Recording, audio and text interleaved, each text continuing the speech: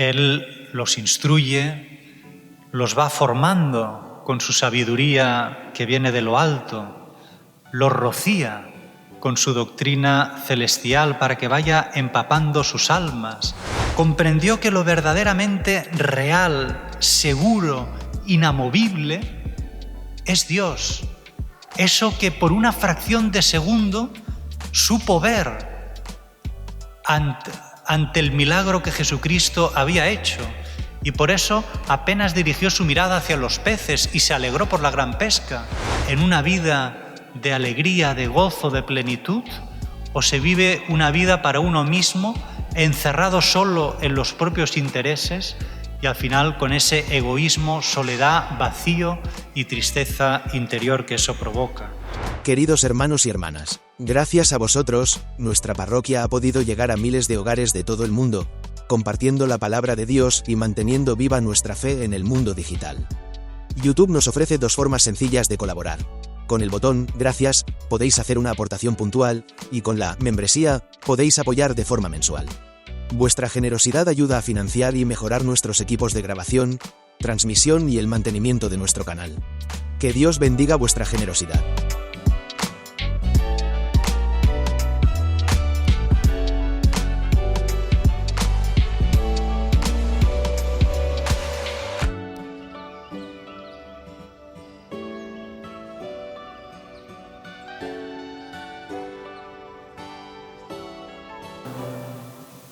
El Señor esté con vosotros. Lectura del Santo Evangelio según San Lucas. En aquel tiempo Jesús bajó del monte con los 12, se paró en una llanura con un grupo grande de discípulos y una gran muchedumbre del pueblo procedente de toda Judea, de Jerusalén y de la costa de Tiro y de Sidón. Él, levantando los ojos hacia sus discípulos, les decía: Bienaventurados los pobres, porque vuestro es el reino de Dios. Bienaventurados los que ahora tenéis hambre, porque quedaréis saciados. Bienaventurados los que ahora lloráis, porque reiréis. Bienaventurados vosotros cuando os odien los hombres y os excluyan, y os insulten y proscriban vuestro nombre como infame por causa del Hijo del Hombre. Alegraos ese día y saltad de gozo, porque vuestra recompensa será grande en el cielo. Eso es lo que hacían vuestros padres con los profetas. Pero ay de vosotros los ricos, porque ya habéis recibido vuestro consuelo. Ay de vosotros los que estáis saciados, porque tendréis hambre. Ay de los que reís, porque haréis duelo y lloraréis. Ay si todo el mundo habla bien de vosotros. Eso es lo que vuestros padres hacían con los falsos profetas. Palabra del Señor.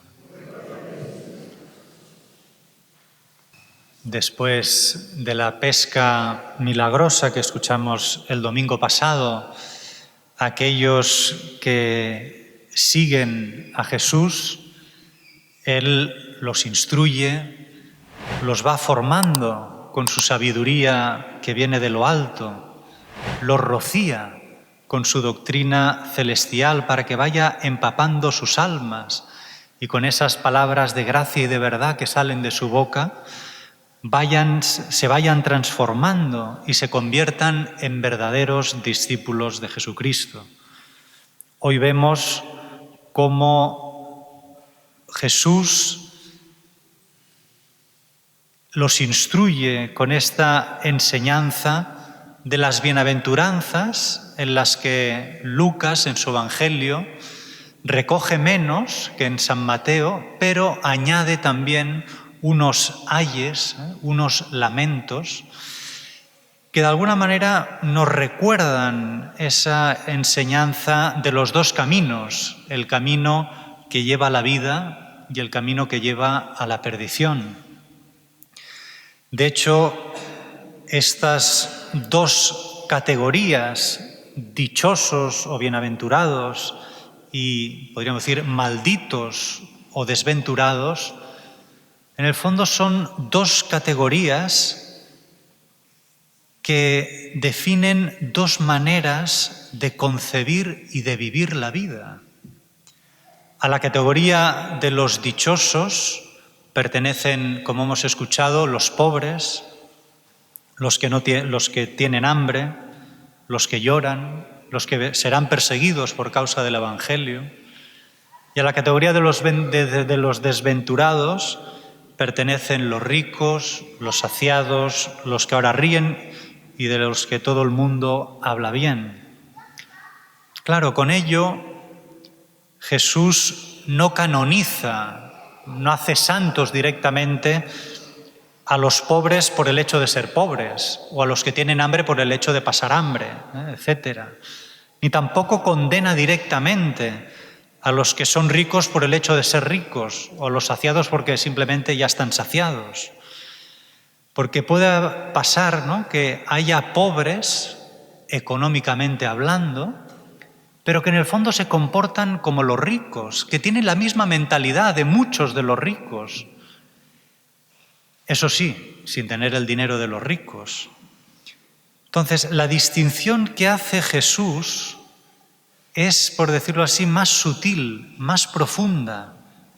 Lo que está detrás de esta distinción que hace Jesús, lo que hace que algunos sean dichosos y otros sean desventurados, es en qué fundamenta cada uno su propia seguridad, en qué pone cada uno su confianza, como hemos respondido en el Salmo, en qué terreno está construyendo cada uno su propia vida. En definitiva, ¿dónde está poniendo su corazón? Si en lo que pasa, los bienes temporales, o en lo que no pasa, Dios.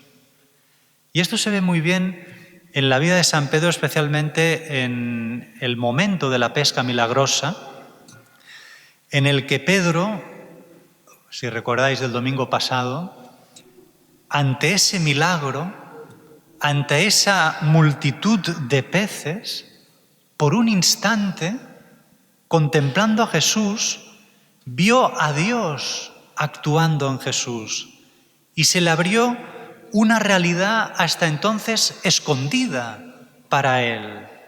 Descubrió esa realidad no visible, pero que sustenta la realidad visible, que es el fundamento de todo lo que es visible.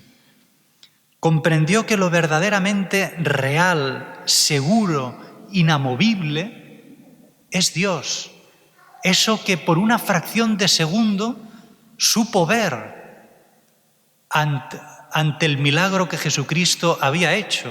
Y por eso apenas dirigió su mirada hacia los peces y se alegró por la gran pesca, sino que se fue directamente a Jesús y se tiró a sus pies en actitud de adoración, de reverencia, pues había encontrado en Cristo a Dios.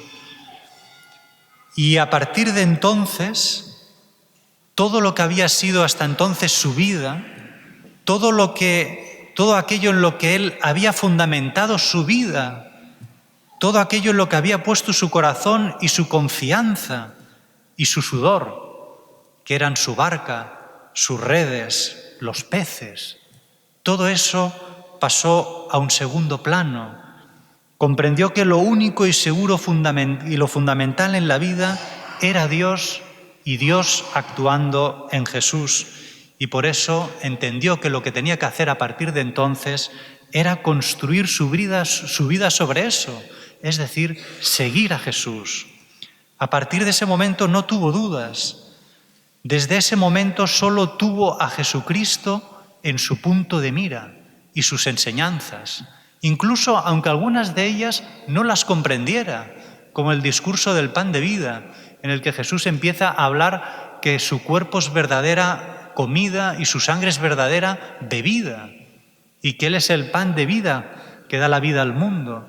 Y él, prácticamente sin entender nada, y a pesar de que muchos se han ido, él le viene a decir, Señor, como diciendo, yo no es que me esté enterando de mucho, pero solo sé que tú tienes palabras de vida eterna y te seguiré ahí donde vayas.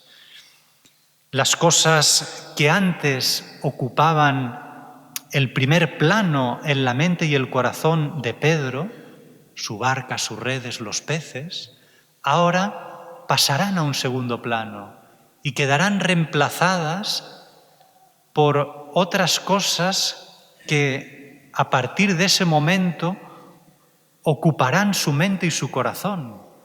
Cosas, entre comillas, como Dios, su alma, la salvación. Lo que sucedió en una fracción de segundo cambió para siempre su modo de vivir la vida. En aquel momento pasó a formar parte de la categoría de los dichosos. Y es que cuando uno descubre a Dios, todo lo demás pasa a un segundo plano y solo se valora y se hace uso de ello en la medida en que nos acerca a Dios, en la medida que va en la misma línea, en la misma dirección que nuestra vida ha tomado al encontrarse con Dios. Y si algo distorsiona, aleja o no va en esa dirección, simplemente uno lo aparta de su vida, lo desecha.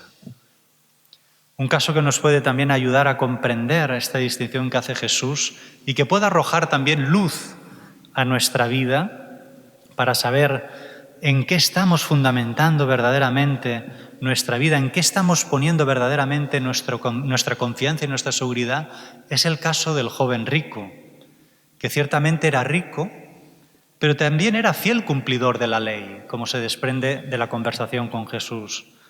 Pero cuando Jesús le pide que dé sus bienes a los pobres y los siga, es en aquel momento donde se revela, es el momento en el que sale a la luz lo que verdaderamente hay en el corazón de ese joven rico, aquello sobre lo que verdaderamente está fundamentando su vida y poniendo su seguridad, que son sus bienes, sus posesiones, sus riquezas, a pesar de ser un fiel cumplidor de la ley. Por hecho, el hecho de creer, de ser practicantes, de ir a misa los domingos, no nos asegura estar en la categoría de los dichosos, pues aun teniendo a Dios en el horizonte de nuestra vida, puede ser que Dios no constituya verdaderamente el fundamento de nuestra vida, en quien ponemos nuestra confianza, nuestra seguridad, nuestro corazón. Podemos ir a misa y practicar, pero tener el corazón y seguir poniendo nuestra seguridad y confianza en los bienes de este mundo. Otro caso que nos puede ayudar es el de Lázaro y sus hermanas, Marta y María. Ellos, al igual que el joven rico, eran ricos también. Es verdad que a ellos Jesús no les pide entregar sus bienes, como lo hizo con el joven rico, pero que también hizo con tantos otros santos en la historia de la Iglesia, como San Antonio Abad, San Francisco de Asís, y tantos otros a los que el Señor les ha pedido que renuncien a sus bienes para seguirlo. En el caso de Lázaro, de Marta y María, no es así. No les pide que renuncien a sus bienes. Ni a nosotros, seguramente a muchos de nosotros, tampoco el Señor nos pedirá que renunciemos a nuestros bienes y los sigamos, por la vía monástica o religiosa. Pero sí que nos pedirá y nos pide que hagamos como Lázaro y sus hermanos, que estando desprendido de los bienes materiales, teniendo su corazón desprendido de las cosas de este mundo, pudieron y supieron poner sus bienes al servicio de Jesús y de los discípulos. Pudieron utilizar bien sus bienes para ponerlos al servicio de los demás y así poder dar gloria a Dios. Y lo pudieron hacer porque tenían un corazón desprendido de los bienes materiales, porque ponían su confianza y su seguridad solo en Dios. Y así, aun siendo ricos, formaban parte de la categoría de los dichosos. Y es que hay que reconocer que las riquezas tienen un peligro, que es la de hacernos pensar que estamos construyendo nuestra vida sobre fundamento firme, por el hecho de que nos da una aparente seguridad de saber que tenemos, por decirlo así, las necesidades cubiertas. y nos hace pensar, y este es el gran peligro, de que podemos ser autosuficientes y prescindir de Dios, sin que eso signifique que uno no crea o no practique. Puede ser creyente y practicante, pero Dios no constituye verdaderamente el fundamento de su vida, aquel en quien pone su corazón, su confianza, su seguridad. Y además con el peligro de endurecer nuestro corazón y cerrar nuestros bienes a los demás, y llegando a producir una ceguera tal que uno ni se da cuenta de las necesidades de aquellos que tiene cerca, como el caso de la parábola del rico Epulón y del pobre Lázaro. Y por último, me acabar con otro caso, otro ejemplo, que es el de los mártires, los perseguidos por causa de Jesús, a quienes Jesús ya no es que les pida que entreguen sus bienes, es que les pide que entreguen sus vidas. Y ahí es donde se ve y se revela claramente que esas personas eran personas que vivían una vida de servicio a Dios, abierta totalmente a Dios, sin tener el corazón apegado en las cosas de este mundo, desprendido para poder vivir esa libertad, incluso de dar su propia vida por causa de Jesucristo. Es ahí donde se revela de que o se vive para Dios o se vive para uno mismo. O se vive para Dios y abierto a los demás en una vida de alegría, de gozo, de plenitud, o se vive una vida para uno mismo, encerrado solo en los propios intereses y al final con ese egoísmo, soledad, vacío y tristeza interior que eso provoca. Podríamos decir que los mártires eran aquellos que estaban más apegados a Dios que a los bienes de este mundo, que su amor por Dios era más grande que incluso el amor a su propia vida.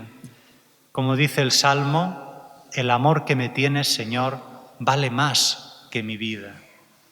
Pidámosle a la Virgen María que consiga de su Hijo Jesús la gracia de vivir únicamente para Él, en una vida abierta totalmente y únicamente al Señor y a su servicio, como lo fue la vida de la Virgen, que la puso completamente a disposición de Dios para que en ella se hiciera única y exclusivamente la voluntad de Dios. Que así sea.